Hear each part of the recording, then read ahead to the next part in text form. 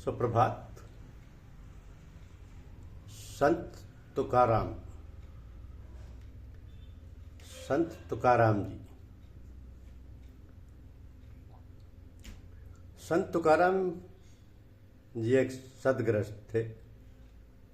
उनके गुरु ने उन्हें प्रेरणा दी कि पत्नी और बच्चों के भरण पोषण के लिए दुकान पर बैठकर सामान बेचते समय भी भगवान का नाम जपते रहा करो।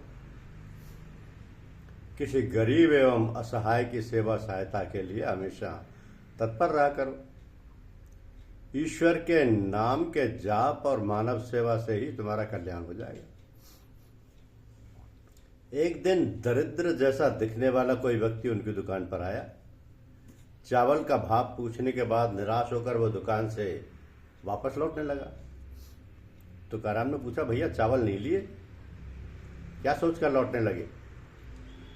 व्यक्ति ने कहा, भगत जी घर में 2 दिन से खाना नहीं बना है।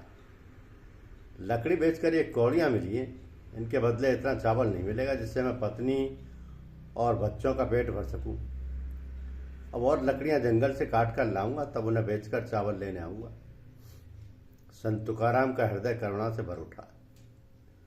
उन्होंने उस व्यक्ति को रोकते हुए कहा, अरे भैया तुम जितने चाहो चावल ले जाओ। मेरी दुकान में चावल के रहते हुए तुम्हारे बच्चों को भूखा रहना पड़े तो ये मेरे लिए पाप है। तुकाराम ने उसे पर्याप्त चावल और दाल दिए। वो व्यक्ति भावुक हो उठा और तुकाराम के पैरों पर गिरते हुए बोला, आप मनुष्य नहीं देवता हैं। संत तुकाराम उस व्यक्ति का हाथ थामते हुए बोला, मैं देवता नहीं, साधारण मनुष्य हूं। यदि तुम्हें धन्यवाद ही देना है तो भगवान विट्ठल को दो, जिनकी कृपा से मैं ये दुकान पर बैठा हूं।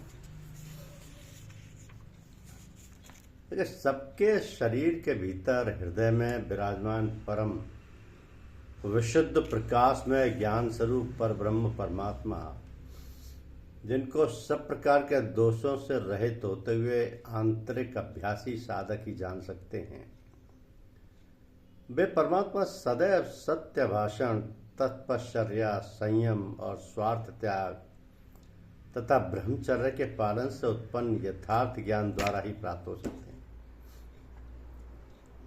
इनसे रहित होकर जो भोगों में आसक्त है, भोगों की प्राप्ति के लिए नाना प्रकार के मिथ्या भाषण करते हैं और आसक्ति पूर्ण या आसक्ति वश नियम पूर्वक ब्रह्मचर्य का पालन नहीं करते, वे स्वार्थ परायण अविवेकी मनुष्य उन परमात्मा का अनुभव नहीं कर सकते, क्योंकि वे उनको चाहते ही नहीं। धन्यवाद।